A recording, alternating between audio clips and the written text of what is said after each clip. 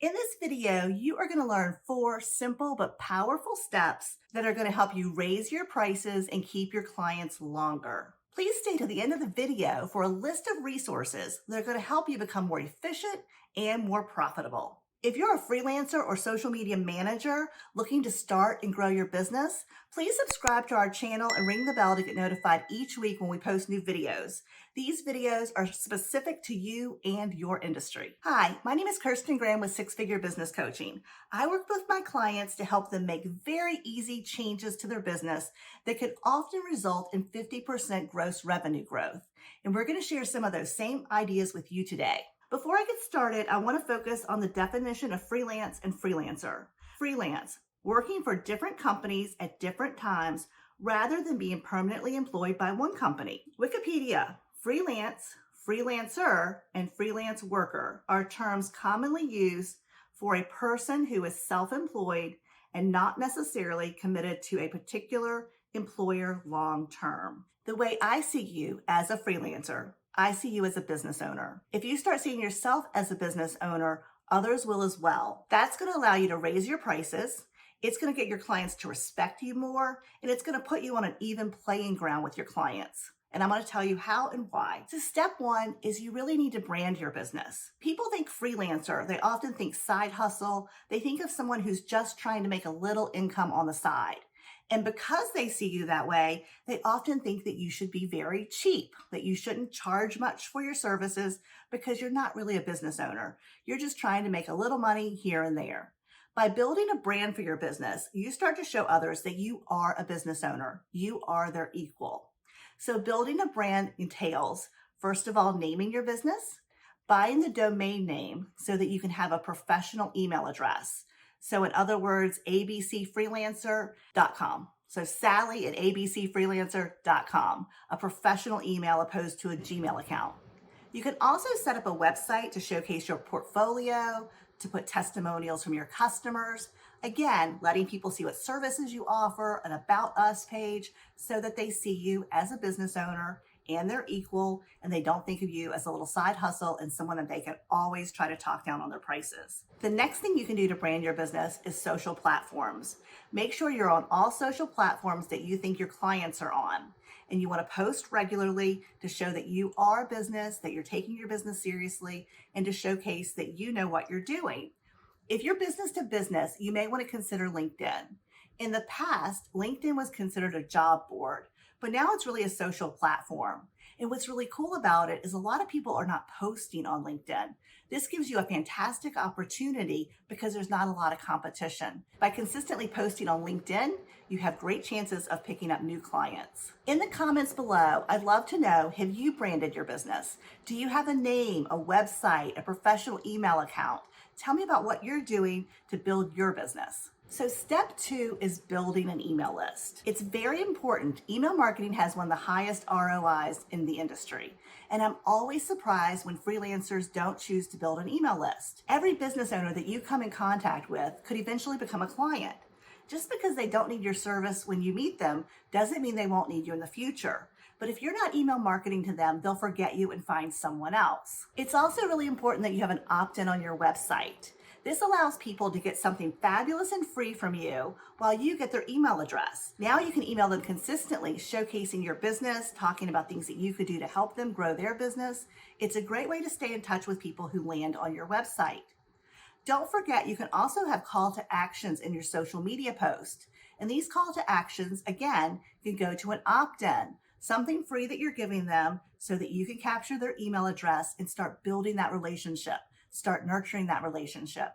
And that's really what email marketing does. So please make sure that you take advantage of email marketing. It's extremely affordable. There's all kinds of great services out there. There's Constant Contact, MailChimp, and we use a company called ConvertKit. I'll put links below so you can check those out.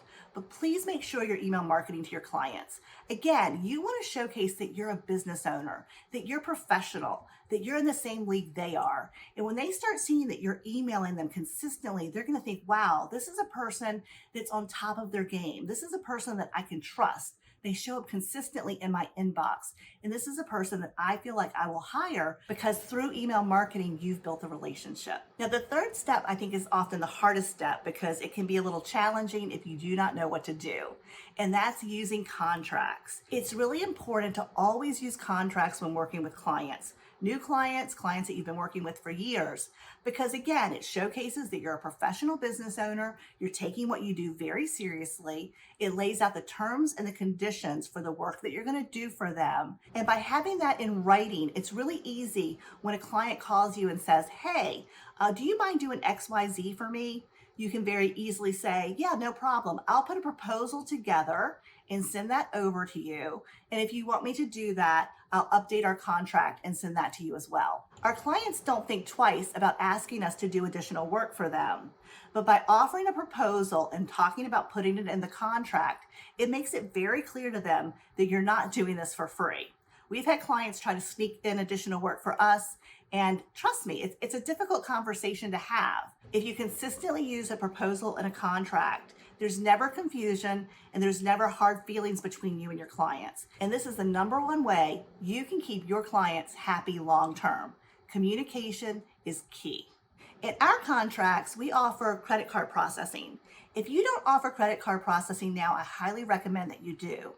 You can also offer to have automatic bill pay.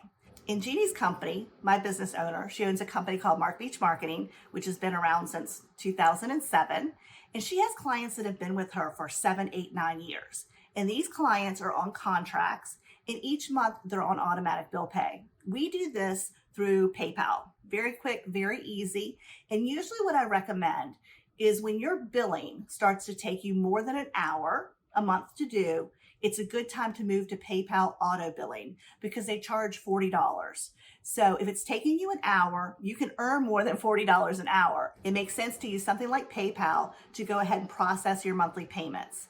It makes it a lot easier for your bookkeeping, and it really can save you a lot of time. We also have a video on how to get your clients to pay up front.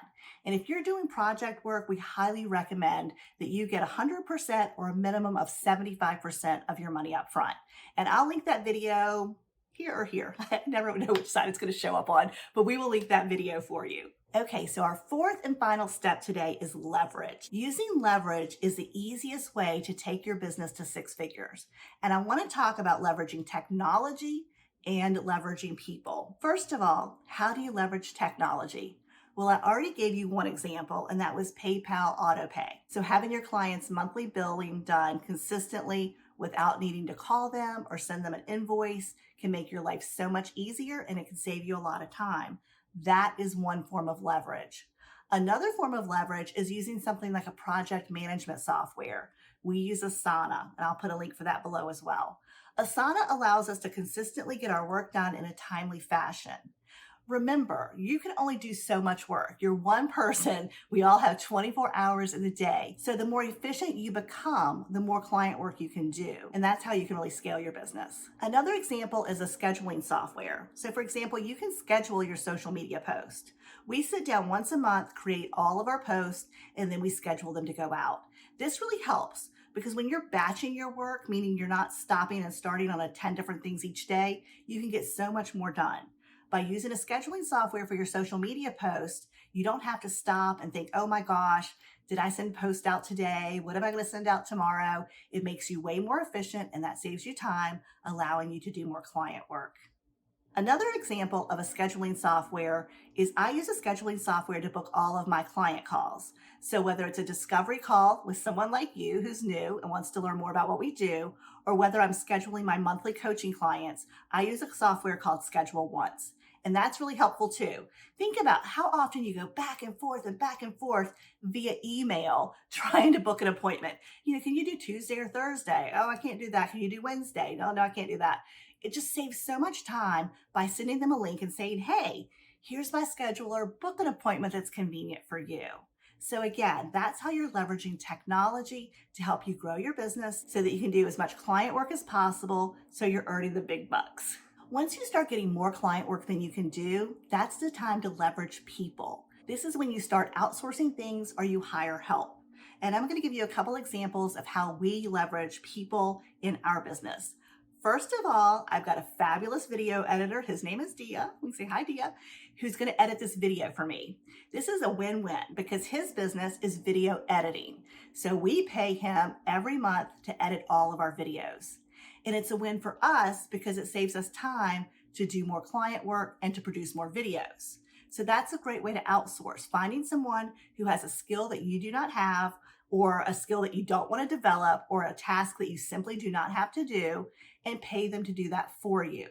Another great example is we have a full-time person in the Philippines. She's been with Mark Beach Marketing and Six Figure Business for a little over 2 years, and she does a lot of work for us. And it's fantastic because, again, she's a full-time employee with us, so we pay her every month, so she has a full-time job, and she consistently helps us with client work and our work. So again, when you get to the point where there are just not enough hours in the day, you need to hire some other people.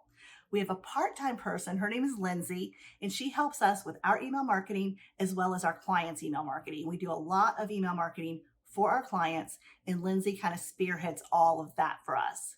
We also have Josh. Josh is in the US, and he helps us on some of our website projects. If we get in a ton of websites for Mark Beach Marketing, we hire Josh to help us take on the workload.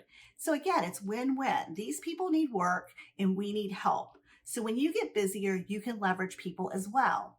There are other ways to leverage people. Things like if you don't enjoy doing your bookkeeping, hire a bookkeeper. That's win-win. That person gets to do the work that they love, that they're great at. You get your books in order and you don't have to stress over it. So there are many ways to create leverage in your business with technology and with people. I highly recommend that you think about the big picture. Where do you want your business to go?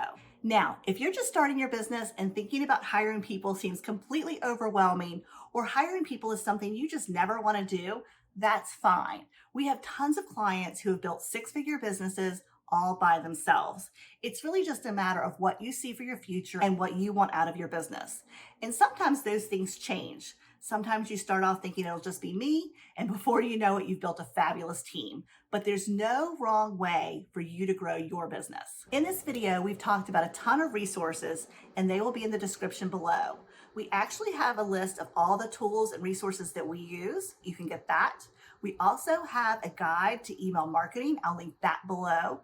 We also have a fantastic course on how to brand your business, and I'll put a link for that as well.